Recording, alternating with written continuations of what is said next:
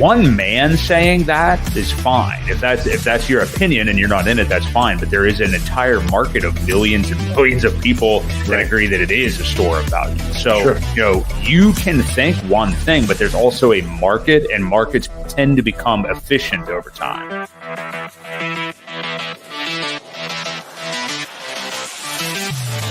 We do know that you will always get paid in Hex on a daily basis. And that is truly the miracle that we call Hex, because it is trustless interest, trustless yield. Nothing will stop that contract from running.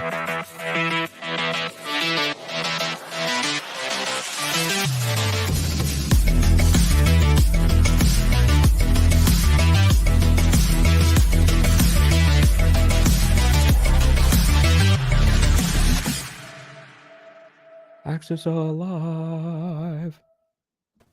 Hey everybody, welcome into the Creed of Crypto live stream. I am Boi Crypto. I have here with me, as always, my friend and co-host Crypto Ewok, and down below us, our friend and third co-host guest tonight. It is Axis Alive, coming back for the third time, I believe it is, with us. Just going to shout out to everybody pouring into the chat. We got Hex Mining Hodler here. Degen Moonboy, of course, who was trying to stir up Crypto Ewok before we got on air tonight, and I think he succeeded. True Maxi, we got 44, Nicola Hexla, and a lot more. Welcome in, everybody. Smash the like if you're here to support Real DeFi, PulseChain, Axis Alive, special guest tonight. Hope everybody is doing well. Axis, the man of the hour, welcome in, man. How are you doing? Thank you very much, gentlemen. It was overdue. Messaged you. Here I am. It's time to go check out the markets. You guys have some pretty good questions, and I was looking through the little list here, and I think I can give you a pretty decent opinion at a very minimum, maybe a solution in some cases to some of these questions, and maybe we'll be able to get to the bottom of this. Where are we at in the cycle? Where are we at? That's the big question. I mean, there's a lot of confusion right now. People, were bullish the first quarter of 2024 and not feeling so great now. That's kind of how it is. Axis, actually, we were talking in the green room. If you are able to punch up your mic volume just a little wee bit, I don't know if you're able to do that. I don't know if it's too low to anybody. It seemed a little low there, but pretty good. That's better. Yeah, there we go. All right. Yeah. So let's just start there. So taking a look right now at BTC and ETH, we have seen BTC do the unthinkable. I mean, everybody, anybody that says that they predicted that we'd see a new all-time high pre-halving this year, I would say was probably a liar if they said that before the halving. But we have seen it since then. Of course, we've seen a pullback. Ewok and I have been talking on the show for a while. Like, we thought we would get into the 40Ks. We haven't quite seen that yet. We've, I think, gone as low as about 57K. Right now, we sit at about 61.4K. ETH is just below 3K at the moment. If you have charts that you want to bring up for BTC, feel free, obviously. But yeah, as a view of the overall market, and I'll let you take this whatever direction you want to, Axis, whether it's just looking at the chart for BTC right now, kind of midterm, and then transitioning into like this whole cycle. We definitely want to know your thoughts. We've talked about before. Lots of people were screaming left translated cycle and how that could work out when we had such a bullish first quarter. Now, timing wise, things are starting to kind of line up a little bit with what we're accustomed to, with things, going, altcoins spring of a year from now, 2025, the bull market ending maybe December of 2025. Now we're kind of getting a little bit back more on that time frame. So I'd ask you kind of, what are you seeing with Bitcoin here at the moment, and what's your view as far as the cycle? And we'll just it's very interesting that we all thought that 45K was going to be an interesting level around the time that the Bitcoin ETF popped off, and that would be a sell the news event. And it actually proved to be the opposite this time. So once again, the market was wrong, or at least the consensus was wrong. And this mid 40s level, I mean, it was choppy. There was a lot of this wick here was actually the ETF launch, and that candle there is it's a bearish candle. This is a weekly chart for Bitcoin. This is like a pretty bearish hammer of sorts. If the body had pushed down a little bit farther, that'd be like a massive shooting star, which would have been a bearish reversal candle. But within 3 weeks, on that fourth week, we actually bullishly engulfed it and went higher. And that was when we were seeing like record levels of inflows into the space like we had never seen before. And so this cycle was a little bit different in that, you know, we had never seen literally that much amount of money coming into the space and that much sort of like surface area in terms of all these different funds and ETFs that could actually get exposure now for the first time. So I think that's what caused this like second leg up. And so you did kind of see it in Bitcoin overperform this period, then comparing it to prior cycles. And I actually took this time, like it was around the time that this bullish engulfing came in right here. I drew this blue line and I've left it up on the chart ever since. And this is kind of what I was thinking at the time would be appropriate to see coming into, like, let's say end of the year. It was a rough draw at the time, but it was like by end of the year, early next year, actually seeing us fully retrace the move and come back down and test that 40K ETF level as support to some degree, one way or the other. I would say that this is a rough draw.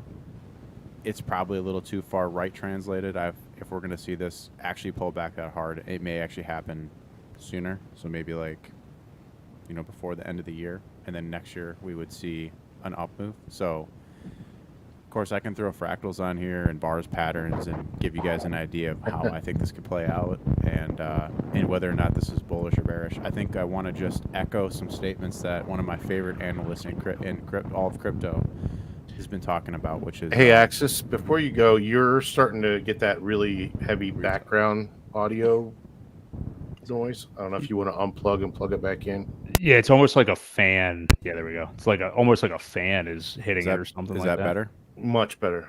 Yeah, I'm not hearing Or it. what, it's still there. Is it? I wasn't hearing it yet, but I don't know. How about now? This Yeah, mic gets weird sometimes. I don't hear it anymore. If it comes back up, I'll just tell me again, and I'll switch to the mic boom if it gets crazy. Yeah, you're good now. Thank you for telling me that, by the way. Yeah. So when you're trying to listen in, and I got so many people with ADD trying to follow this, and if they got a freaking tornado blowing in the background, it could become a challenge. So check this out. So I think this is the main piece. We're in a bull market. This is not the top. This is typical mid-cycle action. It's just a little overextended to the top side. I suppose you could kind of say that this feels a lot like this period here. In 2015, no, this is 2016, where we kind of just shot right up. And we just needed some time to cool off before building out that next leg. I mean, you could maybe say it was down here, similar types of action where you just get a really bullish push higher too quickly. And so we're just needing to come back and catch that trend. And maybe we'll form a new trend, like at a different angle. This is more like a 45-degree angle. Maybe that's what we'll kind of see this time up here, where we just, instead of going so harsh to the upside, maybe we'll come back. We just want to come back and test this more 45-degree angle of support, which gives us so much time to cool off and chill out, give institutions time to sell this expensive Bitcoin to incoming money, you know, to build up the reserves for the next leg when it comes down here to test that like $44,000, $45,000, $46,000 range. And this is saying that would happen by August when you touch this trend line.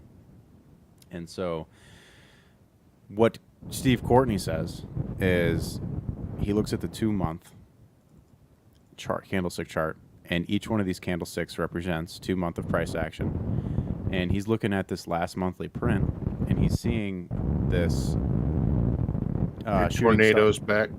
Yeah, your tornado is coming back hardcore right now. Yeah, I think it's trying to F with you.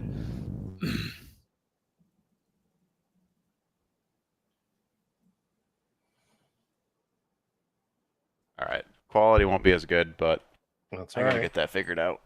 That's all good. I hear you clearly. So that this is a shooting star, and a shooting star candlestick pattern is, and this is 2 months of data, so this has got a lot of power. This is basically the type of situation where Bitcoin can run all the way back up to 73,000, even make a new high, and still get just planted in its place and get knocked back down and go lower. because this shooting star candlestick bearish reversal pattern is on a 2-month time frame. So this means that between now and June, this current candle that's printing on the 2-month could go up, up, up, and then get rejected hard, come down here, and then sometime by September we start to bottom, start to build up, and we can reverse then. And then this wouldn't have us breaking out of this structure until next year, January, basically. And this would be a welcome to, people in PulseChain are going to hate it because this could really threaten the lows if this type of situation happens. Think about like the rest of the year just as like kind of really crappy price action for Bitcoin. That could be good for some altcoins. They'll have their own periods and runs, but not the fully bullish trend just going straight up into the right for BTC. Then that wouldn't translate into ETH, and then that wouldn't translate into PulseChain potentially without some efforts from big players. But I think this is good. Do you guys think that this is good? There's some kind of a sideways period so we can cool off and set up for like a bigger, longer term run. And then I'll pull up some other charts in a second. Yeah, that's what I anticipated too. The rest of this year, kind of choppy, not seeing anything even until maybe late. I was thinking November-ish before it starts to kind of reverse around. But yeah, that's what I have been thinking as well. This is November, so this 2-month candle here, the blue line would be November. That would be the part where you'd come back, and we basically spend 4 months down here between like 44K and like 55K, which, by the way, that's pretty good if you're really thinking about the global history of Bitcoin. What is 8 months in the middle of a bull cycle, really? And how much do you think it really matters about the interest rates if we get any kind of lowering? Well, I mean, it doesn't appear to be right now. I think they're going to stay where they're at. That's actually really interesting, and that's something that the contrarian, so this guy that's been one of my mentors, he's kind of really helped the Axis Alive group see the macro picture more clearly. And what the Fed is currently doing is a form of quantitative easing, but it's just not called rate cuts. And what they're doing is they're decreasing the rate at which they're decreasing the money supply. So let's say that in English. So they were taking, I can't remember the number of billions of dollars that they were taking off each quarter, but the amount of money coming out of the supply, or the M2, it's not as much as it was before. So they're actually easing from the perspective of they're taking less financial energy out of the markets, or liquidity out of the markets. And so you could actually track this liquidity cycle, and it's happening on the back end instead of it happening on rates. So yeah, rates are remaining elevated, but they're allowing there to be, they're allowing for the reduction of money in the circulating supply to start to bottom out and go sideways and round out and flatten before, which is a form of kind of easing before whatever happens with rates later on. So it'll actually be like a compounding effect so this has been happening. This was announced, I think, 3 weeks ago, maybe 2 weeks ago. So this is pretty. Was that the buybacks that I saw? Yeah, it's that repo market, right? So so they're actually doing it somewhere else. It's like they're saying this over here, but they're doing this over here. Right. And so in any event, that's all bullish for risk assets, and the stock market's reflecting that. I haven't looked at the stock market today. Let's do it together here, because the reason why the stock market matters is because it's got such a high correlation with Bitcoin, especially the NASDAQ. Let's see. So yeah, look, this looks great on the weekly here. You had a bullish hammer. What is today? Middle of the week, Wednesday. So yeah, I mean, if this green candle closes above this red body here this is an index of indexes, by the way, folks. So I'm not showing you the S&P. I'm showing you 4 stock indexes all combined into one chart. And I think it's valuable for seeing a bigger view, wider lens, bigger picture view of what's going on with the stock market. But so, I mean, you could like assume that even if this market comes up here and makes a lower high and comes back down to make a new low, this is just a typical ABC correction to come back in to test the highs. And that's all healthy. And this kind of supports that bear case, short-term bear case for Bitcoin. This is bullish action, and this hammer candle can't be messed with, really. I mean, a weekly is not as powerful as a 2-month candle. Like a 2-month candle is going to be a lot more powerful than a weekly candle clearly, but this bullish hammer last time it resulted in 1, 2, 3, 4, 5 weeks of sideways and up for these markets. You got that one right there, and so I think stocks they're gonna chop or go higher. Bitcoin's gonna chop and or go higher. To what extent, with what amount of force, I think remains to be seen. But we're in a bull market, and my base thesis is buy the things you like. Don't try to sell and buy back lower because it's risky. It's better to be in the market than out of the market. This is all stuff that Steve Courtney talks about, and I agree with him. I mean, I've been telling you, the guy's a genius. He's been very, very accurate calling the bottoms. And there's something else brewing, not just in the stocks and Bitcoin, that's kind of saying like, okay, guys, this is going to be a period of chop, but we're still bullish going into 25 and potentially even longer. Even last time I was on your guys' show, I was talking about 2026. Yeah, potentially, and I think that might actually it's becoming clear that that's a real possibility. Here's the dollar chart, and so what dollar is most tied to, and why this matters anyways, is like if the dollar is going to go down in value, usually that means good things for crypto. So I mean, this is the Bitcoin bull market in 2022, 2023, the bottom, and then the rip up to like the in the banking crisis, and then Bitcoin at 25 to 32K, then that sideways action, and then this was the next leg up with the ETF. So when the dollar's going down or sideways, like it's been good for crypto. And I mean, that was same true here for last bull market, and then the 17 bull market, and then for the early stages of the 16 bull market. These big downswings, Bitcoin always moons. So the question then becomes, with this sideways chop period, is the dollar going to try and go a little higher, make a lower high, get stopped out, and then just reject hard, which is kind of what I think is the best case for the dollar? Or is it just going to flip over and die here at this level? It's definitely got a lot of like sideways action here and build up.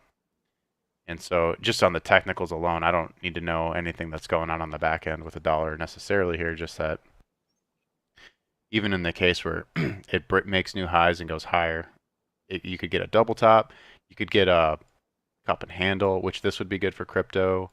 The rejection here would be good for crypto. There's so much money in the system. It's all good for risk assets, I think. And the reason why that oil chart matters is because usually you can see the similarities in the price structure here. Kind of got that same choppy W pattern. It has held these levels, but to me, this seems like a bear pennant, something like this, where it could actually just like fall out of this to the downside and go test that like $44, $48 a barrel oil.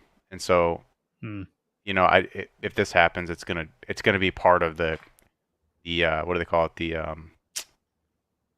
oil dollar combination, like the demise of that short term, which would be amazing for our crypto space and for our right. The cheaper gas prices is good for the economy. Obviously, it makes less friction, more economic data comes in is good and stuff like that. So I want to go ahead. I was going to ask you something about your 2026 timeline here. If you have a second, this is good. Yeah. So it does seem like there's a lot of things lining up to that. Like we already mentioned, like the first quarter of 2024 was so bullish and everything. So now we're seeing the cooling off in the crypto market. But again, like you just pointed out, everything in the macro, and Ewok mentioned this earlier too, with the rate cuts, we may not even see one in 2024 now. Like we're literally up against that to a degree now. Like the goalposts have continued to get pushed back. A lot of us thought like, maybe this month we would see it. Then it was June, July, August. Now, I think in September they are favoring that we could see one then. But I mean, we're now into the fall, into the winter, where like, will we even see rate cuts this year? So it just seems like all these different things are lining up that could push this market back even further. And I guess what my question would be is like, when you talk about 2026, which again, you're right, you have done many times, would you be looking at, like, if it pans out that way, like the crypto market, Bitcoin and or alts topping out for a final top out, I guess I would say, at the beginning of 2026 or like spring of 2026? Or are you thinking more they top out like, fall of 2025, like always, and then start to come back down? Or how does that look for you? Yeah, I mean, if that 2026 timeline is going to play out, my gut feeling is that it's going to go top out by May.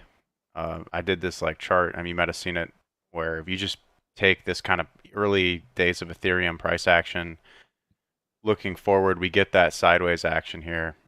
By the way, Ethereum Gwei right now is 3.4. I saw that. So 5 eat is the shit, floor, everyone 5 is the who's lowest. fading the gas. Like that's the lowest I've seen in years. You know, so screw that argument. Anyway, so Right. I mean, some sideways action leading toward middle end of the year for ETH, and then sometime we get an ETH ETF. Maybe that front runs this fractal, and then boom, we start going up faster, which may limit the upside and the later for longer cycle. So you can always, whenever we're talking about these kinds of what ifs, you can always live on a base case of it's always going to happen like it happened before, and just always be looking at that September to November timeframe for next year for the cycle top. But don't be surprised to have to slightly adjust your time frame 6 months earlier or farther out. And I think in this case, what we're seeing with the cool off on Bitcoin, it's a relief, because it's less of a chance of us topping out early and getting that left translated cycle. So with that as our like frame of mind here, this would have us basically doing our first top sometime around that September timeframe next year, and then some sideways action, and perhaps ETF comes in August or this year, or ETF comes in at this point here next year for ETH, and we get some regulatory clarity on that. Maybe then it's cool to be in Web3 now, and you get the next million developers to come into the Web3 space, and we actually get some traction here in the States. I think that's what's kept a lot of Web2 developers from jumping in, is the uncertainty and the complexity and a lot of that stuff, the cutting edge of it. And I don't know how edgy we need to get here, but just look at some of the most innovative people and the biggest, the people that care the most and want to spread the message of crypto. Like, bad things happen to them. Whether it was like Roger Ver, John McAfee, the guy that made Maker, ended up dead. Yeah. This stuff happens because there's We've been demonetized. We've now been demonetized. So that's fine. It's okay though. Anyway. So my point is that, if we could get some clarity on these things, and people could, there was actually like a path for like your irregular development studio to come in and build stuff in Web3, that'd be kind of nice, right? So then we can actually get some stuff, get some comfort, people feeling comfortable with the industry. Anyway, so then you'd definitely see a longer cycle, right? So even if you just looking at this, like, this is a nice curve. This would have us topping out sometime around May or June of 2026 on this kind of a time frame, and then an 85% retracement for Ethereum would put it at around where we're at today. Interesting. Wow. And I that would be the definite most bullish scenario, right? I mean, like you guys have both pointed out earlier in this discussion, like if we just went sideways the rest of this year, and I know your chart, I think you did have BTC like doing like a, whatever you want to call it, quadruple top, or like kind of getting somewhere up there again later this year. But I mean, like, going that far and this market being elongated that long, and possibly 2024 being, I don't know if it's going to be a red year, but being like, not uber bullish the rest of the year, and then us extending that long would be the most bullish scenario of all. Correct. Yeah. I mean, yeah. And I mean, it's like, if you can just be patient for a year, like, I think everyone's in a better place. And this chart kind of shows that. This is Sami posted this chart yesterday. So then I came behind him, copied it, and threw this green Bitcoin fractal on it. And this is the crypto market of everything outside of the top 10. So no top 10 cryptos are allowed in this chart. And so if we do get things like Hedera, HBAR, Nails, real world assets on chain, PulseChain goes crazy and gets, globally accepted. What's another cool? Layer 0 effectively launches their V2, and there's interchain operability, and multi-chain is now easier to do and easier for devs to build on. And you get crazy out there theories like speculative stable coins going up hundreds of thousands of X and pegging, Like the results could be pretty amazing. And so Yeah. one would in a situation like that where you get regulatory clarity, you get a real shot at really doing DeFi right, not like right here where it was brand new technology with Uniswap and it was mostly like ICO mania. Right. See, I saw a lot of parallels between ICO mania where literally almost nothing valuable came out of that, and then the DeFi summer where there was some cool stuff that came out of that, but it was all early stage conceptual, Right. stuff like that. No, maybe this is the one where it's like the real parabolic move where there's real good real world technology that gets integrated in. Is there a fusion between DeFi and a banking officially? There's a lot of cool things that could happen this cycle. So let's just assume that only the very bare minimum happens. I mean, you'd be topping out right on schedule next year around, end of summer or in fall. You'd be tapping out at 1.5 trillion on everything outside of the top 10, which would mean your other stuff was probably around 4 to 5 trillion combined, maybe 8 trillion. So 8, 9. This would put us at sub 10 trillion across the entire crypto space. But, that'd be right on time, right on cue for that. That would be an appropriate amount of growth for next year. And then the big question becomes, well, what if all these other things start to come into alignment at the same time and you do start to see other coins and sectors of crypto come online? Tons of Web3 developers come in. I mean, you could be seeing 7 trillion, 20 trillion, probably not. It's probably a lot too fast, but I don't know. It's just cool to see kind of how well this fractal tracked. Wave 1, wave 2, wave 3. You could do a 5-wave decline, same as the Bitcoin fractal, and some sideways action. Here, this low was matched exactly. And then, the 15 fractal overperformed and built out, and now we're kind of doing the same thing here currently. And I think the question is, do we chop down bull flag, come out a little later, go sideways, and then do we, are we going to top here, blow off top, and then that's it? That could totally be, and then end of next year, it's all done. But I still wanted to show frame this up and show what could be possible. Sure. And with the changing of the guard, hopefully, at the SEC, when the administration changes, like you said, I think you might have mentioned it very quickly, but a change in that could lead to some regulation, some clarity, some decisions, so we can, have them to start making some decisions and instead of throwing cases at every new project and trying to stifle it. Yeah, pretty bad. How about, let me ask you this, how about Ethereum? So we cover in Bitcoin here. I mean, obviously the people watching this stream tonight, and let's face it, probably all three of us too, are even more interested in what we could see from ETH. And it has been lackluster against BTC for most of this year. We're seeing the ratio now, I think it was it's down below the 0.5 area or whatever. Since we've seen, Bitcoin run so hard, ETH just hasn't done too well against it. Ewok and I talk a lot about this. Like, ETH held up really, really well in the bear market, though. I mean, it didn't go down to the numbers that many people thought it would. I think it bottomed right about 850 or something like that. Everybody was looking for 500. Didn't ever come. But what do you make about what we're seeing from ETH? We're sitting here around 3K. That's really what we want to see, not just for PulseChain purposes. I mean, for like the altcoins. I mean, ETH is basically the leader of the altcoin index, and as ETH goes, a lot of the alts will go. So I'm curious what you're seeing for it, short, mid, long term here as we get into the cycle. Yep.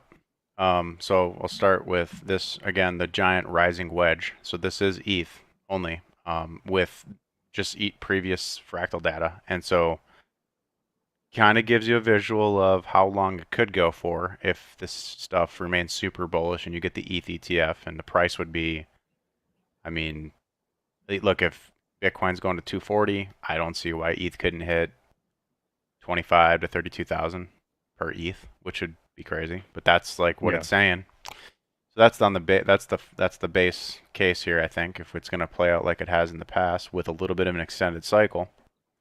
And then in terms of the ETHBTC ratio, I know a lot of people like this chart. I love this chart. There's a couple. I have some annotations here. Go down to like a weekly. So what you have here, I guess, for people that don't know, is a giant gigapennant.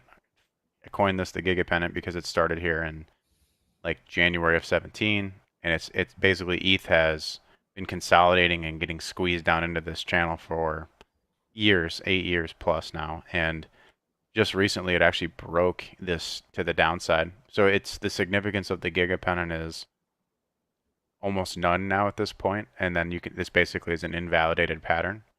Although the conditions have changed, and you have like hundreds of other side chains where this money is flowing to.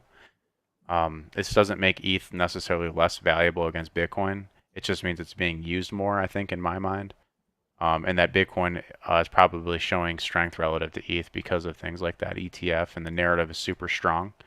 But like when we look at exchange balances, like there's just not supply of either coin at all. So if I show you like the total amount of Bitcoin on exchanges, I mean, it's down here at 2.3 million total on exchange balances, which is around the same levels it was at in 2018, date of February 27th. And if we look at the same thing for Ethereum, I mean, Ethereum balance on exchange is completely in the dumpster. It's like as low as it's been since May 7th of 2016. And the funny part here is that this was DeFi summer, right around this period. And so self-custody, Uniswap, the innovation of that, all the on-chain value. This is the reasons why you're seeing what the market really wants. Right. And that's like where ETH has moved away from centralized exchange, or at least a lot of it has. And credit to Richard for showing people how to do that early, and for launching Hex right inside of here. I know it didn't take long for that balances to start to really tip off. So with that in mind, and with ETH kind of coming down here, there's 2 points to note. One is that the PulseChain SAC wallets bought a ton of ETH inside of here, which is why you had this trend line being protected, was because of something like that. 170,000 ETH was purchased off the market, and I just showed you. I mean, it was already pretty scarce. You could see the decline here in January, February, how we lost even more on exchange balances, and then Justin Sun came in here a couple weeks ago and bought more. Tens of thousands, maybe even 100,000. I'm not sure. So these big old OG Bitcoiners are buying up all the ETH supply, and they've been in the game a long time. They know the game, and they're front running the ETF, and that's our PulseChain war chest. So, am I concerned that this chart is breaking the structure? Not necessarily. There's still, just diagonals typically don't hold anyways, or those patterns work better on short-term time frames when things are when there's a lot of emotion in the market. Really all we need to do is hold this level of support, which, sorry, this could mean that Bitcoin just stays going up while ETH just tracks, goes sideways or goes slightly up. But yeah, this level, if it hits this level, I expect a huge bounce off that. And so I guess maybe something I haven't done in a while, let's just run a fib on it and see how far we are down this fib. You got to think too, how significant is data that's goes all the way back to May 17 nowadays, where there's the game is completely different. Right. But that 618, look at it's right there. This 618. So we're at the 50% fib retracement from back in 17 right here. So if this holds in double bottom, this could be it, and it just I just don't know. There's a lot of things that's going through my head about the why or what could be going on here, or what's your max downside here is just a 20% drop against Bitcoin before you get one of these big reversals. That might look something like this, where you basically break down, test that level, and you're back up here and collecting support on this until October, November, and then that's when stuff's going to heat up for ETH. I'd say exercise patience, folks, and don't sell your bag and try to buy back lower. It's one of those things that's very, very hard for people right now. I think for people, maybe specifically within PulseChain, or not even necessarily that. A lot of people bought the top in 2021. I definitely bought a very good portion of it. But not just me. Like Gary Woods. He bought Hex at over 40 cents. He's talked about. So there are some people at 40 and 42. There Good you luck go. finding my transaction though, because it was only like a couple $1,000. But my point is, many people have done that, and they're like, "How the hell are you telling me to still be more patient?" And it's like, well, it's one of those things that you keep coming back to, where it's managing your emotions versus what's actually happening in the market, and that's when you may just have to pull away from it for a little while. And that doesn't mean like take a break, not be DCAing, quit crypto. I don't mean anything like that. But like if you're incessantly watching it every day, like most of us are, I mean, whether you have a good or bad relationship with it, sometimes you have to just pull away from it a little bit and just zoom out a little bit, and wait for these things. Because do you really think that ETH is going to continue to bleed against BTC and then just be this far down? I mean, I think you just laid out a great timeline for us, Axis. And let's answer. Yeah, go ahead, Ewok, if you want to read Benny. Yeah, let's I was intrigued by answer that. Benny's question. It says, Axis, are lower highs more important than higher lows or vice versa? So I like to think of the market not in absolutes or good or bad. So this is what's hard about markets, is it's all relativity. And like Einstein talked a lot about, the theory of relativity. I mean, there's no concrete, nothing in life is concrete. It's just your perception that things are concrete. And that's especially true of fickle human emotions. And the market and the candlesticks on the chart is just painting people's emotional decision making, generally speaking. And being able to have the kind of eye to see what's a market maker making a power play versus what's emotional moves being played out on the chart by the fish. That's a skill. Right. But to answer your question more directly, what's more important, lower lows or lower highs? And my question back to you would be, well, are you bullish, or do you want to see the price go up or down?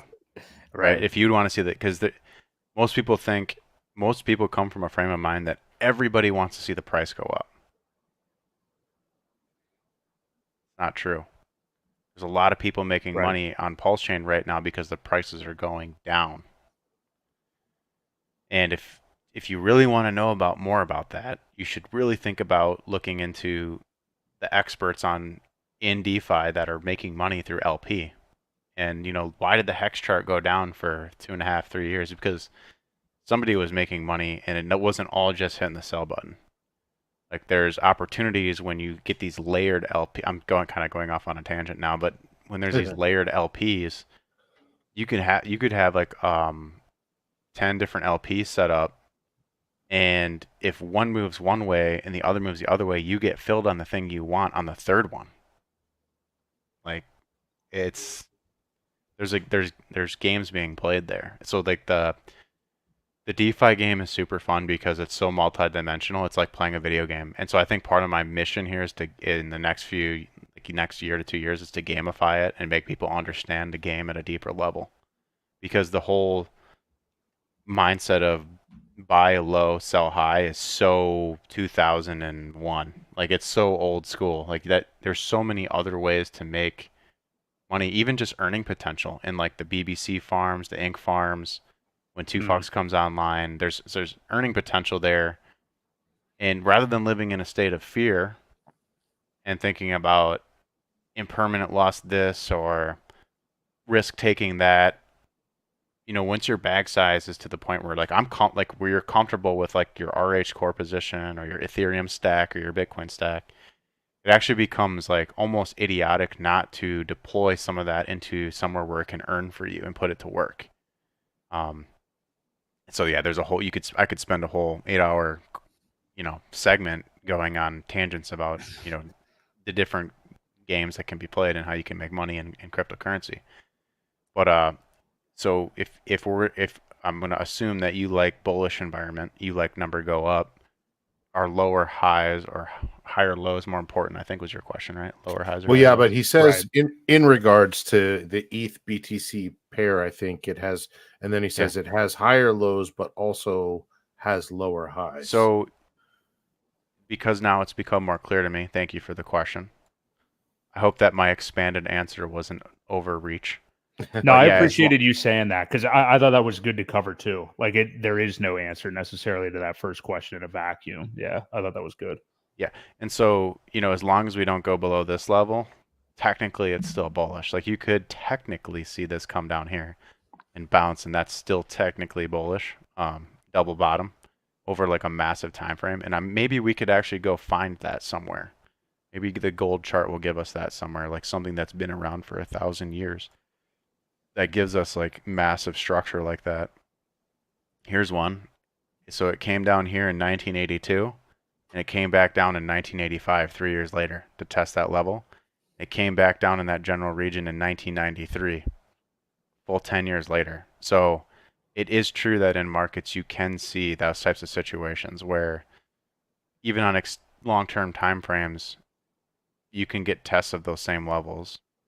And then you see that that level broke here on gold, and then you get this double bottom between 1999 and 01. So a 2-year time frame where you're just spending it double bottoming. Just crazy. Like so let's, if we zoom out and we see it from that angle, then we go take that example and we apply it to BTC ETH.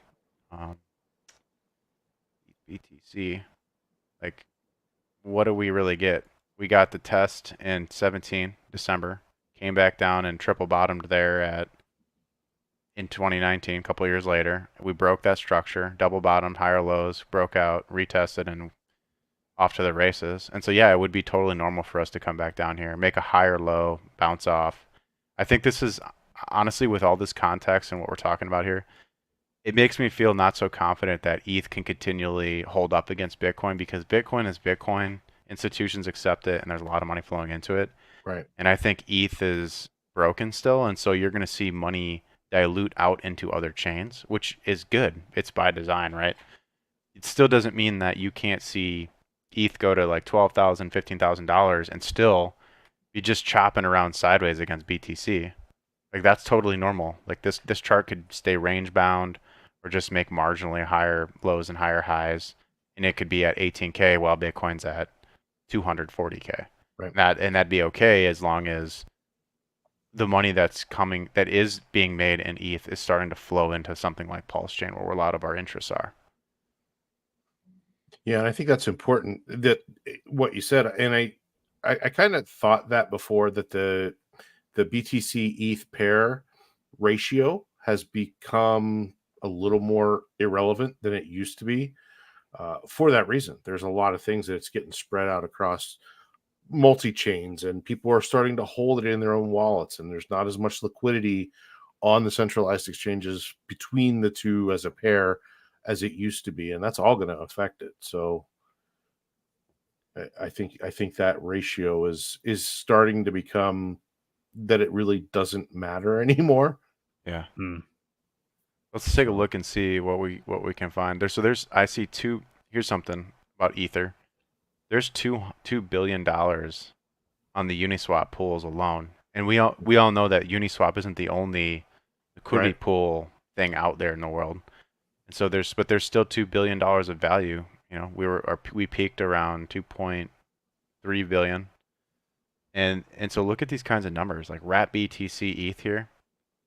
TVL, $287 million of values locked between this BTC and ETH. Did $182 million of volume on the 7-day.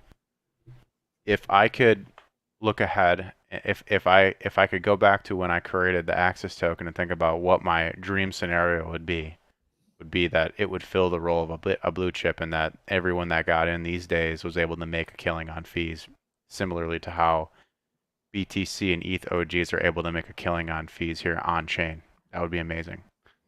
And so you can actually come in here and see the distribution on BTC and ETH and see, well, where is support, resistance, and stuff. And the market is obviously valuing it somewhere here between 0486 and 0762. 0486, 0762.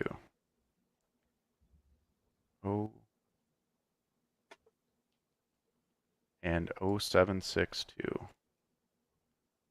So let's see, like, you know, this is the range that it's given us on chain. $2 billion worth of, or well, this particular pool has $287 million of value supporting the price in this range. Oops. Where am I at? And so that's it. Like, if price breaks down from here, there's not liquidity on this to go down here. So okay, we can all agree that Bitcoin's here to stay and ETH's here to stay. They're the top one and top two dogs in the crypto house. Like, people aren't going to slip the price down against themselves. You know, if someone's not willing to provide reasonable liquidity at those prices, no one's going to give their ETH away for cheaper than they have to, because it's already established. They could just wait, right, and not sell it. So to me, this is insight into where the market values it. And then you could take it a step further and dive into some of the other pairs as well and see, is there another wrap BTC ETH pair? So this is a different fee setting. What is this one saying? This one distribution is a little bit different. So this is saying 045, and then it goes all the way out here to 062. 045. So, you know, just a little bit lower. This one goes down to here. So, I mean, this is your range, guys, in terms of what we're seeing on chain. I already showed you that most of the market has moved off the centralized exchanges in terms of ETH. So yeah. I would expect, with all the data we just put together, that this is going to be a point of strength for ETH against the Bitcoin ratio.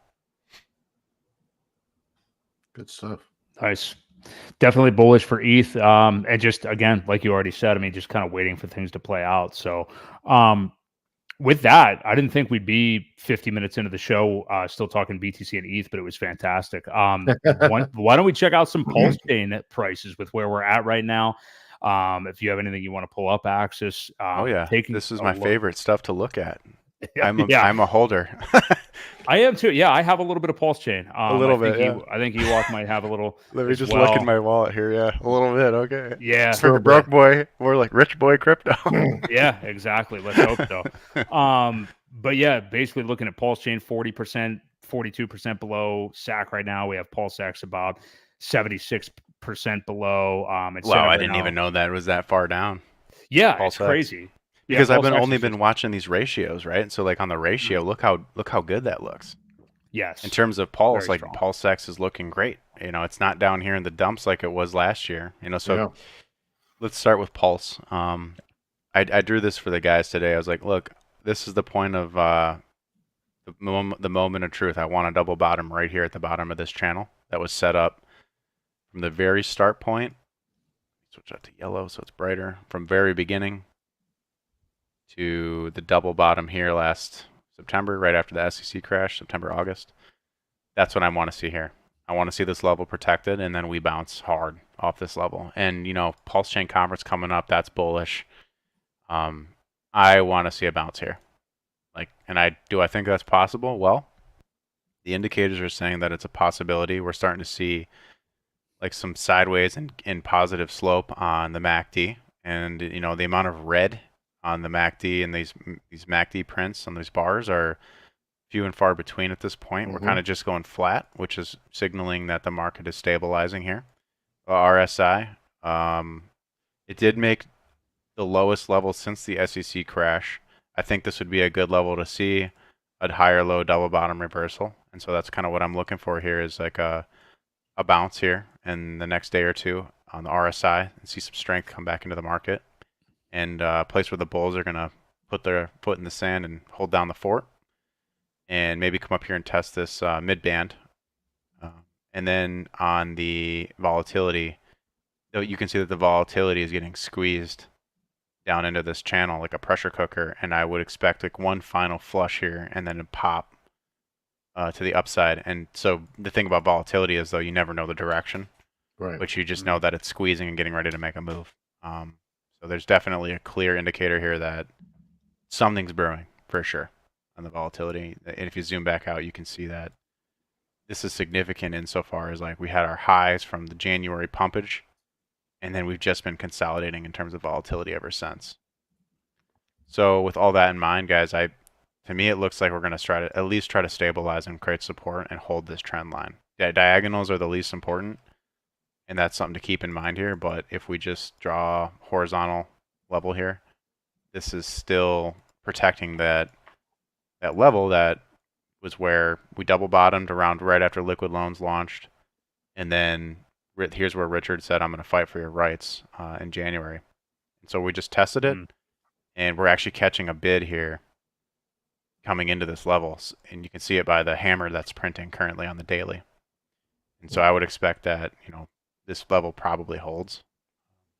You know, I want that to happen. I don't want to see PulseChain hit new lows. I don't want to see it lose this like 0.0005 level, half sack rate. I want to see that hold. So, Right. all right, PulseChain bulls, get in there and start buying. You know, it's funny. You kind of, I was just watching the price action like a hawk earlier today because I had nothing better to do for about an hour. And, you know, you were kind of seeing that like a couple hours before we went on air here. I want to say maybe like 3 p.m. Eastern time or something. I don't know, sometime this afternoon, we started to see kind of a bigger dip. And then I saw right when we did get to that 5.5 area or so, we just had a hard stop and now we're at 5.8. And that's all that happened in the last 2 hours. I saw that pretty aggressively. Like you can see people are coming in there and selling off certain areas. Yeah. Defending. Yeah. So you made me want to go into the 15-minute. I don't usually come down this super small. degen. Yeah. But look, there's clearly an attempt here because you can see it in the volume signatures. Actually, let me do an hourly. Clean this up a little bit.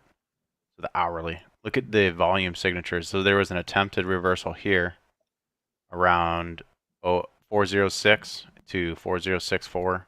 That broke down for it's just that final leg low. I'm pretty sure that's where Nick Cherry got out. Nick Cherry and friends sold out for 3 million. But you can see in the volume signature here, the big green volume that came in. And so it took less green volume here and here just to double bottom and stop it in its tracks. And then we got some upward momentum. And this is just like that secondary sell-off wave that comes with something like this. Right. And now again, the green volume signature is coming in. So it's clear that these levels are being defended and protected here on the hourly for sure.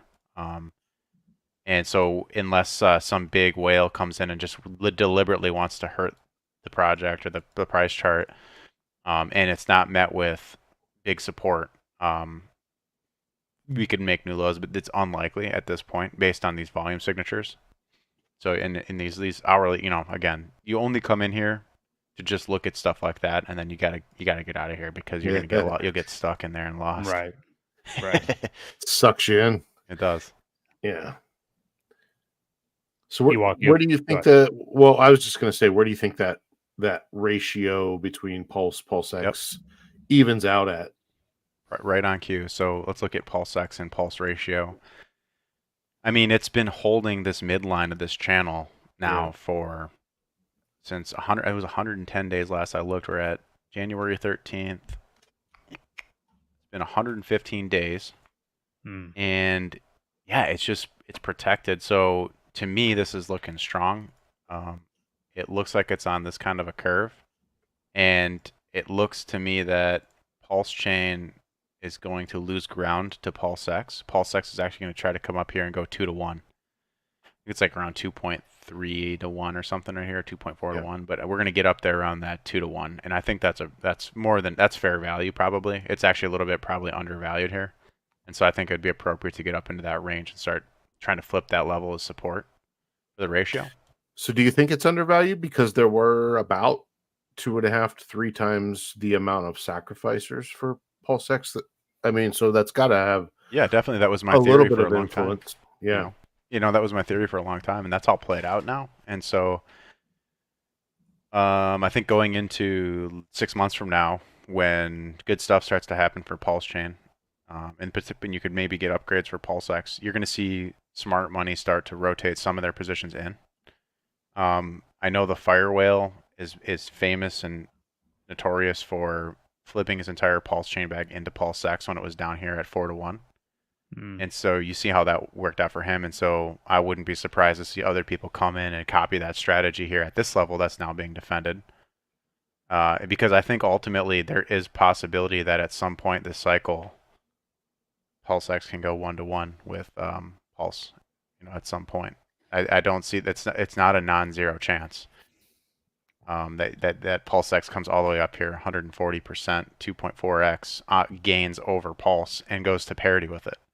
Right. If you're getting new upgrades to PulseX like every month or every 2 weeks or something, or Richard streaming, and it's a lot of hypotheticals, and it may not even take all those to line up, but just to see this 2 to 1 hold, so then that would put us in a whole new zone.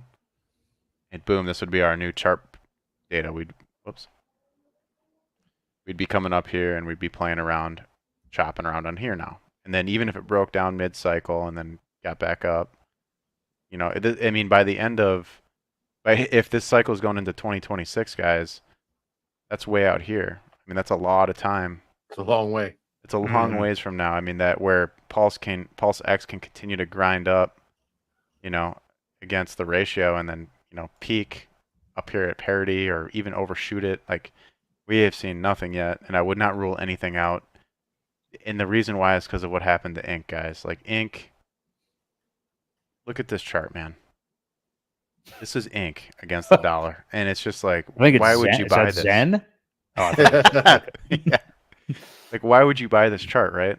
You know, and when it launched here, like based off of what we saw on testnet, yeah, I was saying, you know, Inc could go to $1,000 a cycle. I said it publicly inside of Frank Polanczyk's private mastermind group right after launch. And then, you know, when we got down here, you know, I started to lose a little bit of faith that we could even get back to $10. And now, you know, you zoom ahead a couple months and, you know, this little pump here to this level, that was $10.26.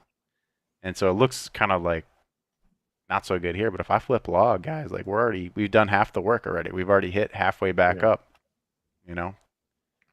And you know what else is looking like this is BBC, 9-inch incentive token. But so, you know, the dollar chart here, it's getting defended. It needs to hold, I would say it needs to hold these levels here to kind of prove that Inc's got staying power for this part of the cycle. And that Hex doesn't take the lead for a while, which has been another thesis that I've been throwing around. I think what I want to remind everyone is like each coin is going to take a turn being the underdog, and each coin will catch up at some point because the three of them will be expensive, and then the one thing is always going to be cheaper than the other three, and so there will be a contrarian trade there for people to pile into. And so then this is the dollar. Now let me flip this to pulse ratio. Let's see what we got here. So we did this similar pattern once before. Look at how clean this sideways structure was in here. It was very tight, consolidated price action where the offsides market was forced to accumulate the new range because the yields were so good. Now you're getting the same thing again, but on a bigger scale. Yeah. And here's your new range. And so if you were farming Inc during this time frame, you want to see the sideways price action because this means that you're just making money every day, and you're not getting impermanent loss. And this can only hold up for so long at such a high APR before other people see that trade and want to be a part of it, and then they're going to mark it up. And because the way the liquidity is set up between Inc, Pulse, and PulseX, Pulse and PulseX are so deep and heavy that even if you take your Inc and you dump it into Pulse, PulseX, or Hex, either Inc's gonna just kind of chop and go sideways, and Hex will pump a little bit more, or Inc will just kind of like fall a little bit, but then Pulse and PulseX will get pumped up a little more.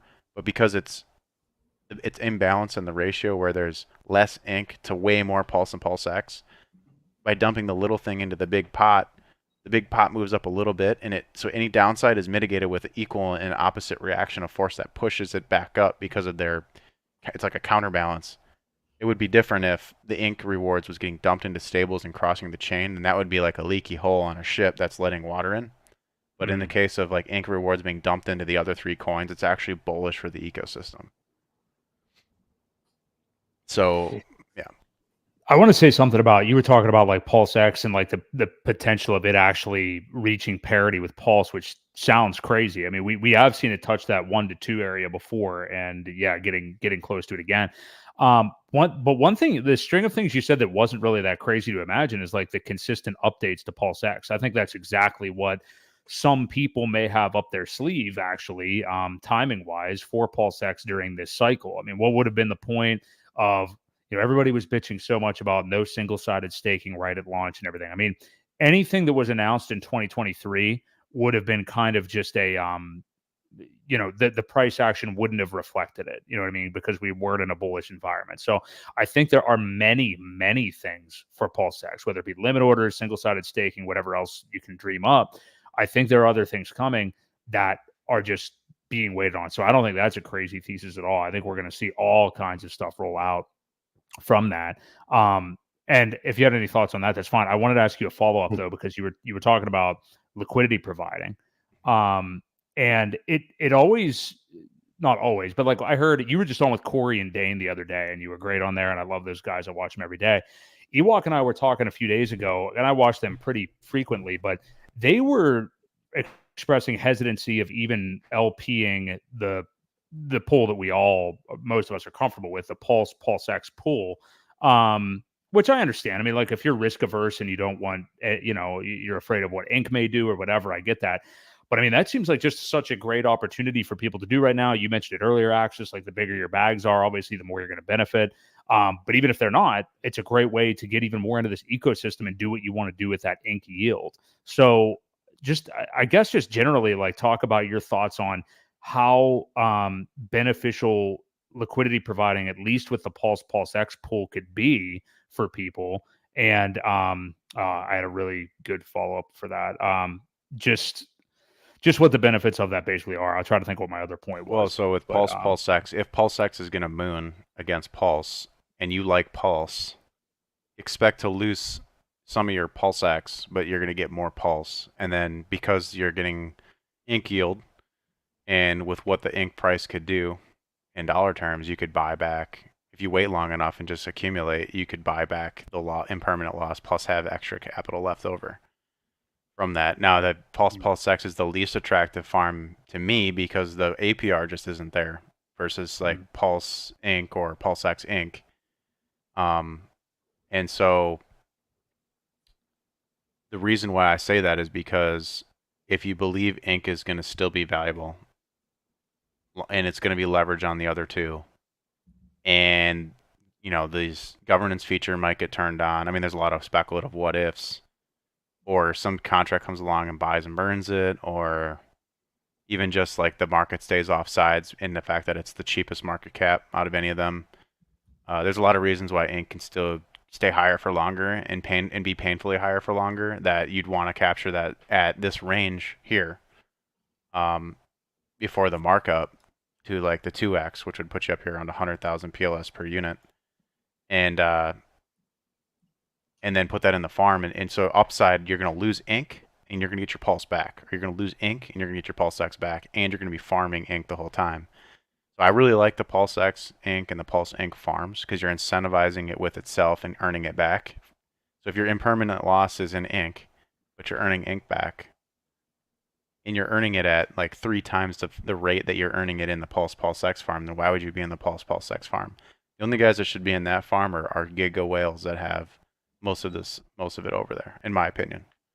And then in terms of PulseX, another bullish thing we didn't hit on was The burn. $20 million burnt 4% of the supply in the first year. Let's assume that we'll get we might not double that next year because the price might be a lot higher, so the buy and burn may be less effective. But even if we get to, like, by the end of the cycle, we're at 10%, that's pretty bullish. 10% of all PulseX burned. That's pretty bullish. So there's one other element that I want to talk to here, which is, ink has been really great for a lot of people. Not for a lot. It's been really great for people that caught it early. If I go to the leagues page, where are we at here? Leagues. Stats. Leagues. Yeah. Oh, there you go. Okay. The ink market cap is $89 million, and a lot of this supply is held by the biggest wallets. Like I know off the top of my head, like a few wallets that have 5 to 8 million supply on their own, which is like 20%. And so most of the supply of ink, which have this small $89 million market cap, is held by people that don't want to give away the golden goose quite yet in the cycle. And so I think that's one of the reasons why the market needs it. And it is a really good narrative for people coming from outside the chain in. And we could see like what happened with Cake last cycle and what kind of a run up that and how much liquidity got locked in to the chain on BNB. And so like I think that it's just a really good narrative. It's good earning potential. Yeah. A lot of the other dexes are going to thrive off the same concept, like the BBC token on 9-inch. And then look at PulseX being in second place with market cap. It's still cheaper. It's about half price, right? The market cap of Pulse. Yep. And for all the Hex naysayers, like the market cap is just shy of what. So I think it did a pretty good. Hex did a pretty good job when you really zoom out of holding its value, its store of value, right? When you're looking at this, kind of a frame of mind. I mean, it's to get a shark position, it's still $800,000, guys, for a shark position in Hex, whereas like a shark position in Ink is only 89,000, 10x less, which to me says that the Ink price can go a lot higher. Even a shark position in PulseX is like $3.5 or $400,000 less than what it is in Hex, and then obviously Pulse being like the OG gas token that where all value gets stored on layer ones, like it's they're kind of competing with each other in different ways, but yeah, I just see so much opportunity in Ink still. And I also say, if you can level up in Hex, do it now while it's cheap, because look how well it stores value. Looking at this market cap, like if you don't get a squid position now, it might cost you $80,000 pretty soon, right? Well, let's move into that direction. Let's talk about do you have a chart of like current stakers versus like the trajectory of the current stakers? Because I think in the shadows there are people that are still accumulating more, still staking, although they're not talking about it. Shadowy super coders. Yeah. Yeah, we can look at the user adoption and statistics, but I think what the market wants to know is a couple things. One is that they want hexicans to admit that if you bought and staked Hex the last 2 years, you're wrecked. And you've given all your opportunity cost away, and you missed all this opportunity on PulseChain, and so many ecosystems have popped up that would have been useful to have dry powder or other capital to deploy. And it's stuff that we couldn't see coming because there was that hive mind of Hex staking long term was the only way. And that's just proven to not be true at this point. But that doesn't make Hex not valuable or not continuing to be adopted or to be a good hedge or to be the good long-term play. So yeah, we don't know a lot of the haters yet. A lot of the haters and the faders are just that, Ewok. Yeah. They're gonna learn in 2 years or 3 years why we were saying the stuff we were saying, and by then a lot of OG hexicans would have been staked for 5, 6, 7 years already and be capitalizing on that price run to $1 or $2 or maybe even higher. And so the important thing here to know then after that, before we go into user adoption, is the tokenomics and the yield setup on PulseChain. There's 3 pillars of yield on PulseChain. There's the Hex staking, which is the GOAT, the OG. Longer pays better and bigger pays better. Then there's PulseChain validating, which is like the center of it's like the fulcrum on a seesaw. That's that base APR that you can get 9 to 12% for validating. And then on the other side of the seesaw is Ink farming, which is where all the attention and focus and the most opportunity is currently. And so I see it as like Ink and Hex are balancing on the seesaw of Pulse validating. So Pulse validating is a fulcrum. It's the base unit to 9 to 12% APR. There's work involved with that, and you have to make sure your validator's running. And then there's the effortless, exciting yield of Ink that you just get the ink, you put it, you get your money in the yield farms, you support the network and lock liquidity into it, making the ecosystem have less friction, and supporting the network and getting paid a lot to do it. And then on the other side, you have Hex staking, which is long-term investment mindset stuff. And the difference is that when you look at the numbers of what a 1 year locked in some of these farms is versus what 1 year locked in a Hex stake is, it's totally off balance, obviously, because Hex is designed to incentivize longer behavior. So we'll look at first the 1 year. I mean, it like you're on a 1 year Hex stake versus 1 year in the farms, depending on which pool you're in, you're looking at like a 7 to 10x difference in yield. And so the Hex is really unattractive for anything less, in my mind, than 5 years staking. And that's the mindset Hex stakers need to get into, is like it's got to be long, or otherwise you might as well play these other games. Because like if you go max length 5, 5, 5, 5, now all of a sudden you've reduced that down to a max length stake is paying you yearly just 3x less than 1 year in the farms. And if Hex does a 3x, now it's even again. So that your 15-year stake was paying you equal amount yearly as to what the current ink price is and the current rate in certain pools on the max length stake, and so they balance out. And so what I think this is all going to lead into is the market is mispricing Hex yield and ink yield. Ink may be slightly overvalued, Hex may be slightly undervalued, but they're both going to go up. Both yields are going to go up, and they're just going to take turns on the seesaw, rising together throughout the bull market to find the balance or the harmony or the equilibrium of what is the appropriate ratio and what's the right amount of reward that each type of behavior should be getting inside of the Pulse chain. And then on top of that, you have to also compete with all these other DEXs and incentive structures. So it does get complexified. But if we're just looking at the RH tokens, we're seeing this rebalancing period. Like Pulse chain's been out a year.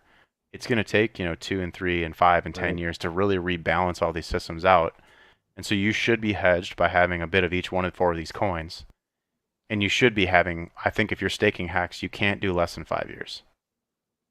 You can do a 30-day roller, or you can do 5 years or longer. But if you're doing anything in between, you're really just giving up your opportunity cost. You'd be better off in the ink farms. And this is something I talked about in Vegas at the conference, live in front of like 100 people. It was like, there's these 3 pillars of yield, and nobody knows where this is all going, but that it's all going to grow in value. And you just have these 2 sides of the seesaw. And so they're going to take turns dominating certain points of the cycle in both a bear and a bull and a bear market. I think ultimately what this does is ink is just going to go ballistic this cycle. It just makes sense. It's a good way to get people into the game. But at the end of the cycle, value is going to end up in the longer term storage. And I think that's what Hex is for. And what's going to prove it is that in Hex's second cycle, you see $1, $2, $5, $10 even, if some of this PDI narrative stuff comes online, or if Pulse does a 10,000x, that's when you see Hex do the double-digit dollar numbers. And for any OG Hexakin that did have the patience to wait, they are going to end up winning incredibly hard for staking for that duration of time, since the beginning, first couple of years till then and forward. And so then you have to be thinking about, especially if you're young in your 20s and 30s, you have to be thinking about long term, where does this all end? Like, what is the next bottom of the bear? Where does that sit? Is Hex at 10 cents? Is it at 20 cents? Is that 50 cents? Like, where does the bear market end? Because if that's the case, that you're even at 10 cents, you're already going to capture for your rest of your life a 10x on your Hex, plus you have the ability to mint more Hex forever. And so I think that's a very powerful thing. And only a successful second cycle will solidify Hex as a store of value long term. Well said. Yep. I agree. Ewok, what do you make of his point about maybe taking to the end of the bull market for like maybe parties that aren't as interested in Hex right now, or people that maybe came in like this cycle and weren't around so much last cycle, that the long-term thinking may come into effect then? And I really like what you said, Axis, like kind of the opportunity cost of like doing sub 5-year stakes outside of, you were talking about rolling 30s, especially obviously the bigger bag you have, that would make more sense. But I think that makes a lot of sense. But Ewok, what do you think about like the evolution of the thought process there, where people, I think he's right. Like the more we have retail back, you're going to get people into like, prices are up. So they're going to think like, oh yeah, I love this crypto thing. I want to do this thing long-term. And then they look into something long-term like Hex staking. We had other DeFi protocols with yield, of course, tons of them last cycle, but none designed quite like Hex, like that kind of smart contract. So what do you make of that idea? I think that's interesting. Well, yeah, I mean, and Johnny brought up a good point. There was a lot of value extracted. You've got the multiplication of the whole ecosystem, so it's totally rebalancing. And all these people saying that Hex just it failed. Well, it's way too early to say that, because a lot of us have 15-year stakes that are locked out. We'll have to kind of wait and see until those are done to what the end result is. But I do feel once this whole thing is rebalanced, you are going to see, there's always going to be degen players. There's always going to be meme coins in and out of things. There's going to be some winners and obviously just as many losers. But some of those winners are going to start putting things back into what is realized as the store of value, the one that creates the yield trustlessly and no risk of impermanent loss, no risk of having to farm or do any of those crazy things. I just think it's going to take time, and unfortunately, we did have to have a reset. It all went from one side to the other side. Now the market has chosen. I still think there will be a play on both sides. We'll get back into that whole debate of EHEX, PHEX, which is better. You want to get into that? That's a good. Yeah, I do actually. Go ahead. So let's finish out a thought on Inc and Hex, because they are important to distinguish. They're two sides of a seesaw, and so you can look at this Inc Hex ratio chart, and you can see. I only got 12 minutes because I got to go hop on another call. That's fine. Yeah, me too. And so you can see that, look, right now, Hex is taking it back from Inc. And this is good. This means that there's competition between Inc and Hex right now.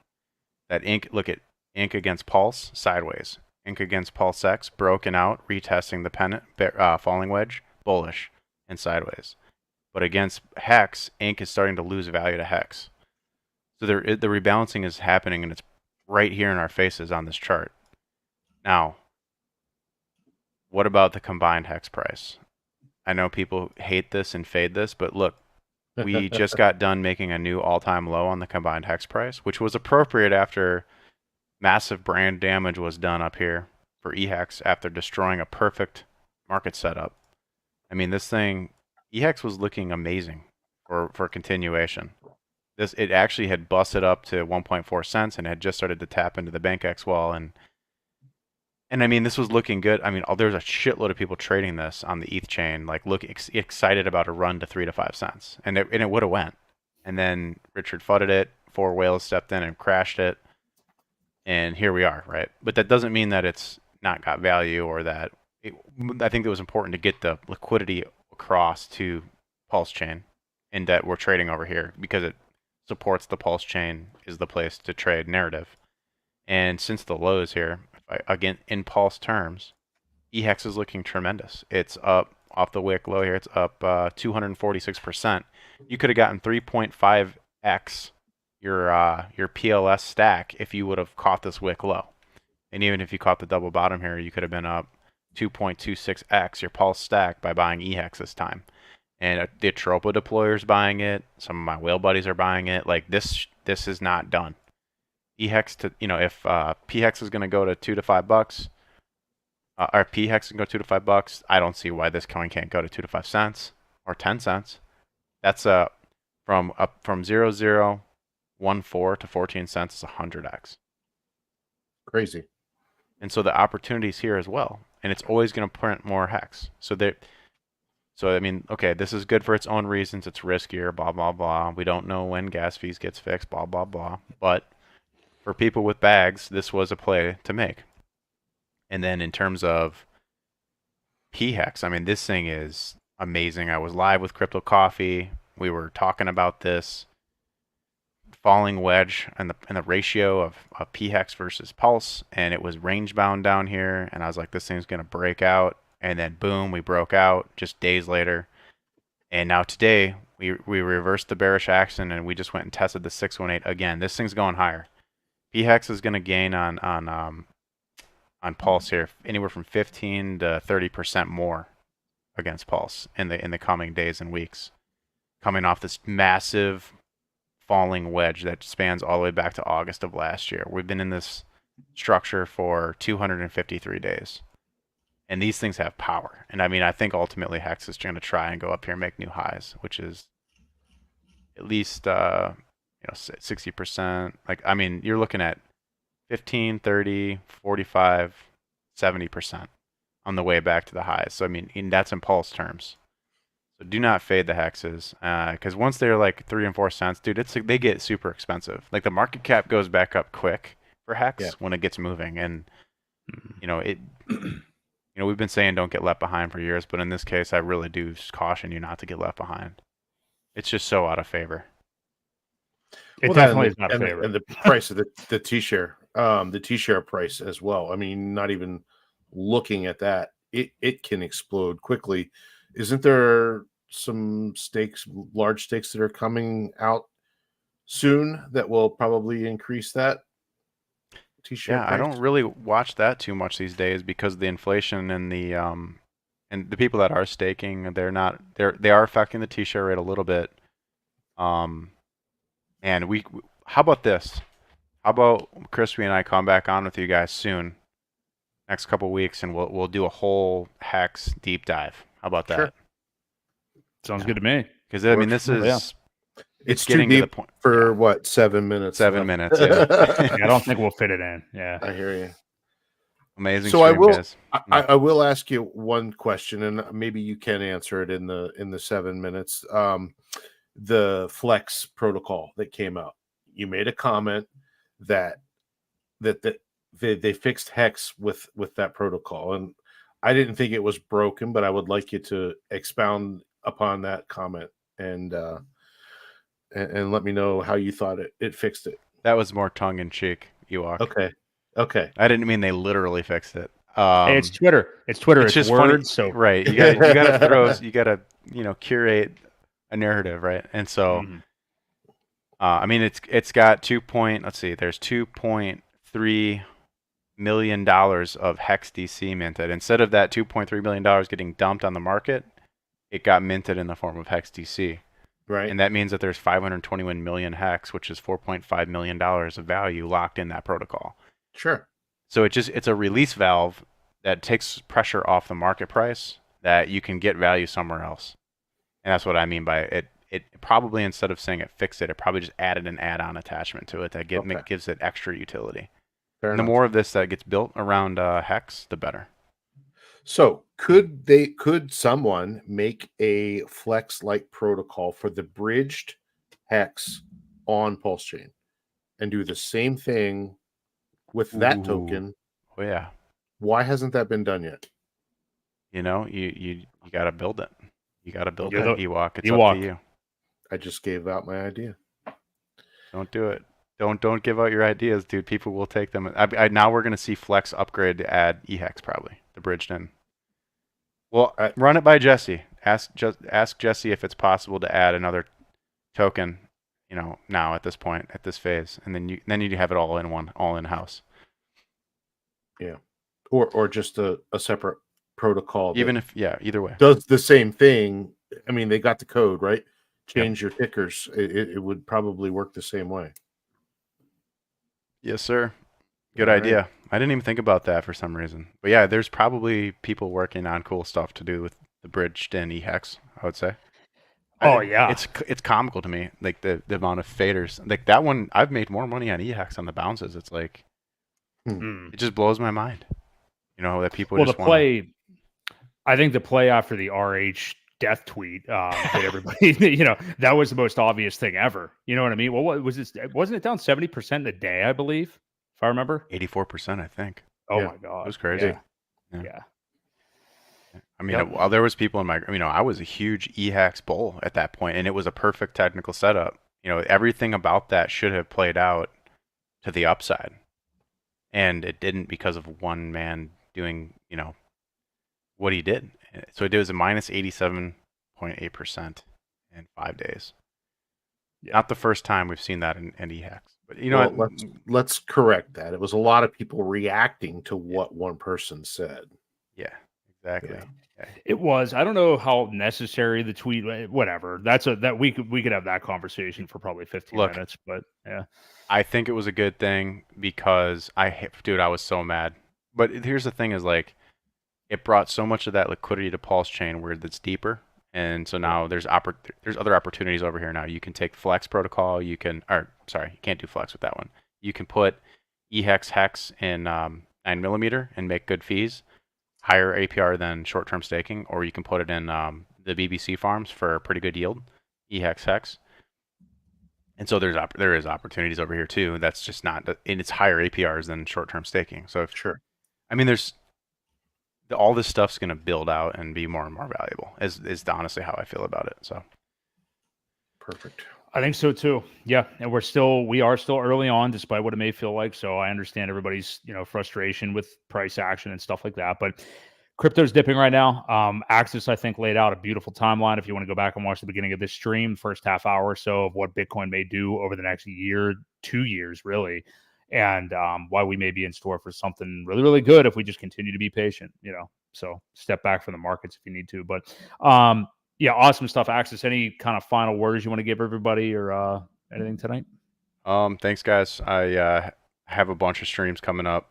I got one tomorrow night with Vibra Finance where we're going to look at something that's outside of my wheelhouse. It'll be HBAR, Hedera Hashgraph. They're changing the game and tokenizing real world assets, and I think that's going to be a big piece of the puzzle. If you were looking for the Amazon of blockchains or blockchains that are focused on solving one specific thing, that might be an angle. And so I want to dive deeper into that with him on his channel tomorrow. And then we got the PulseChain conference this weekend and the 1 year anniversary of PulseChain.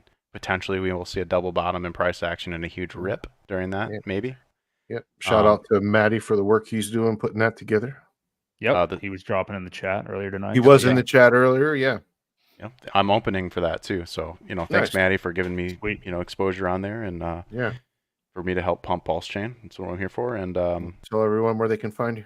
Yep. Come find me at accessalive.com, youtube.com/accessalive, and x.com/accessalive, one word. And thanks, guys. There we go. All right. Appreciate it. Hey, guys, we do this every Wednesday night, 6:30 p.m. Eastern Standard Time. So for Access Alive, Crypto Ewok and myself, this is my bro, Boi Crypto, right here on the Creed of Crypto live stream. We'll see you guys. Peace out.